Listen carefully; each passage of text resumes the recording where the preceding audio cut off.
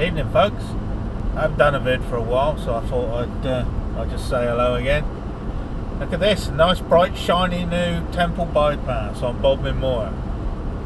I must admit it's an absolute dream, because if you've been down to Cornwall on holiday, you'll know that Temple was a big log jam.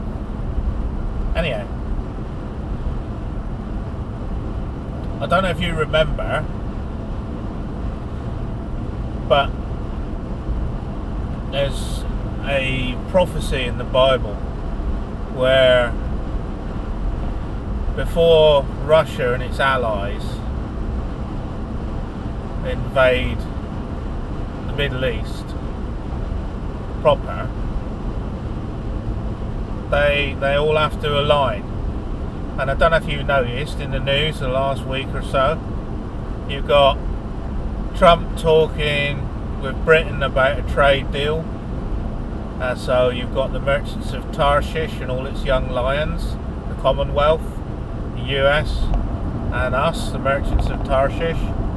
And you've got France and the European Union throwing their dummy out the pram about Trump was going to introduce sanctions on the Russians. Well, that won't affect America hardly, but it will certainly affect the French and the Germans, the rest of the EU. So they're trying to stop Trump from bringing in sanctions against the Russians. So this will drive the French and the Germans into a trade deal with the Russians, I'm sure. And so you can see it all happening. You've got Libya and Iraq both asking the Russians for military help one way or the other, and so it's all starting to come to fruition. It's all starting to build up, and it'll be fascinating to see how this actually works out. The world's aligning to this prophecy, and we're watching it happen. It's amazing. People, since the death of Christ, I've been looking forward to this period of time, because this is the culmination of everything. This is the culmination of history and the end of this evil satanic system we live in. It's not going to be pretty and it's not going to be easy, but it's going to happen, and afterwards it's going to be so much better. We're in a new age, a new aeon, and you'll understand what I'm talking about if you get a copy of Christopher Sparks' New Testament, which is a translation from the Greek. So it's not been buggered about with by the Catholic Church or anybody else for that matter. It's just a translation. Originally the Bible was written in Hebrew and some of it in Greek, and then since you can't really translate Hebrew into English very well, it was all translated into Greek, and then it was translated into English. So that will give you more of an idea, and in there it says about the aeon, so you can begin to understand.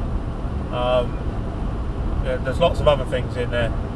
Mary wasn't called Mary, she was called Maria, or a Hebrew version of Maria, etc., etc. Jesus wasn't crucified, he was nailed to a stake. So it's fascinating to see how things have been changed in all these other versions. But suffice to say, things are coming together as they should be, and you need to find your faith, because times are changing, the system's dying, the currencies are collapsing, the economy's going to collapse in a minute. In 10 years the dollar's $2 has gone to the value of $1.30 in 10 years. That's buying power. So you can only, what would have bought you in 2007, $2 would have bought you, I don't know what, now it'll only buy you $1.30 as worth of shopping. So, hey, it can't go on, can it? If it's diminishing that fast, in another 10 years, what's it going to be worth? 0.2 of a dollar. Which means, doesn't mean your dollar's worth less, it means that your $2 of shopping 10 years ago is going to cost you $4. But your wages aren't going up, are they? Which means that's directly coming off your standard of living. So you won't be able to buy that new car, you won't be able to buy the nice meat that you used to buy, you'll have to start buying the supermarket crap. Things like that, you won't be able to treat yourself, you won't be able to go out on a piss on a Saturday night. Well, you might be able to, but instead of once a week, you might only be able to do it once a month, or once every 3 or 4 months. So you need to prepare, you need to tuck a bit of cash away and things like that, just use your common sense. I just thought it was interesting, all this stuff on the mainstream news. The mainstream still won't acknowledge that money is a fictitious concept that's just created by the central banks in the 1920s, 1930s. The Bank of England won't even admit that the Bradbury pound was issued. If you watch today's UK column, there's an interesting article about the Bradbury pound today on their live feed.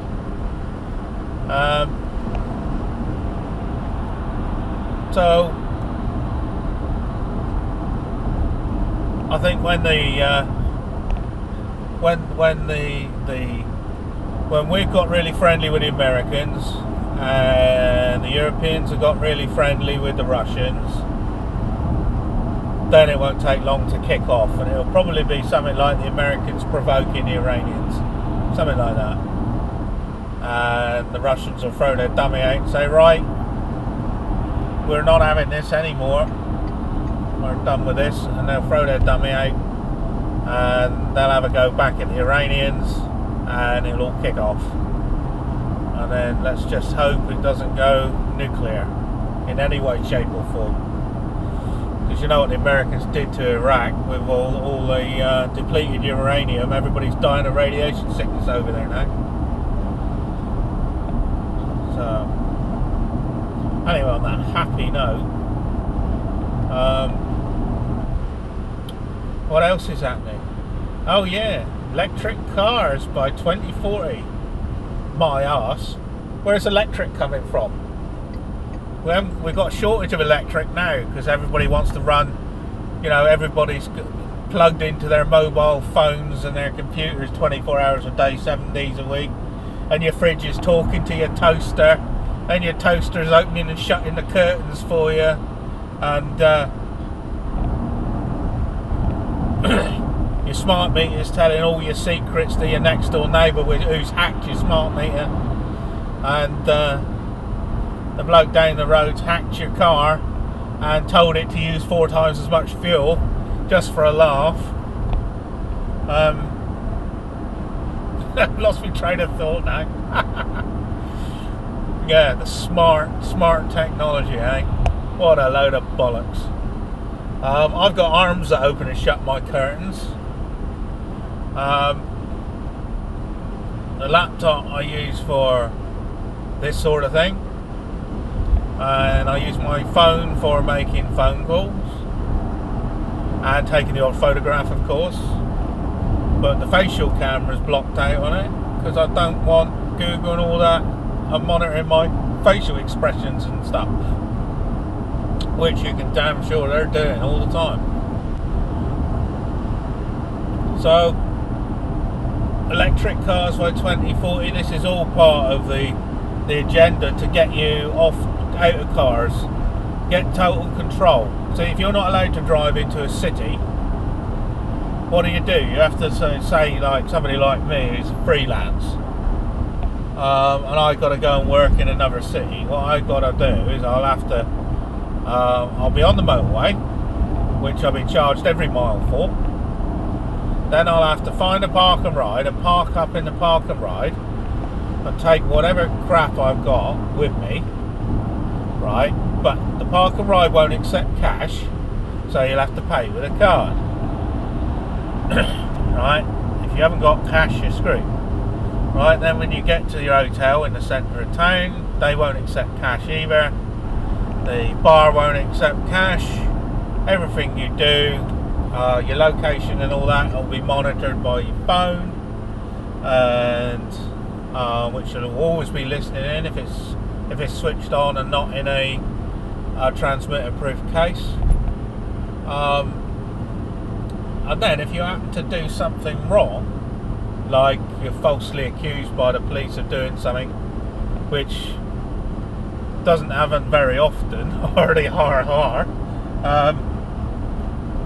and you fail to turn up at court or something, they'll just switch your bank account off, or they'll track you down wherever you are using your payment card and your mobile phone triangulation, and they'll just swoop down and whisk you off the street, take you into a secret court, which they've already started doing. Maybe not even take you to court, just take you straight to jail, and then you have a video link to court, and the video link won't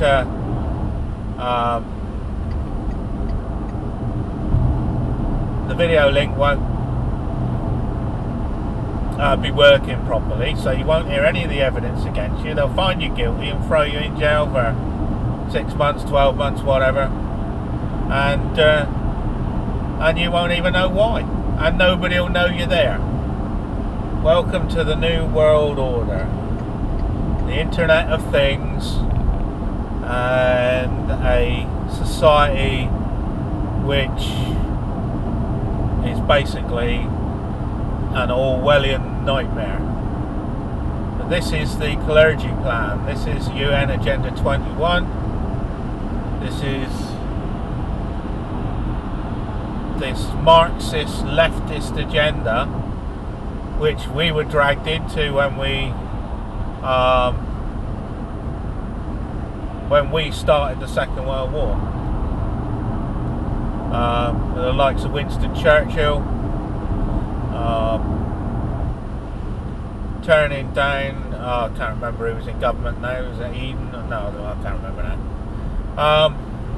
But turning down any kind of peace treaty with Hitler 5 times. But of course the Bank of International Settlements wanted the war because war makes serious money. So, you know, just a point, right? We've had all these foreign wars, haven't we, since 2010? Well, our national debt has gone up from 1.2 trillion to 2 trillion pounds in 7 years. It's doubled in 7 years. So what does that tell you? That every taxpayer in this country now owes the Bank of International Settlements £52,000. Well, they can fucking kiss my ass if they think I'm getting it off of me. Anyway, I'm going before I start ranting. Cheers.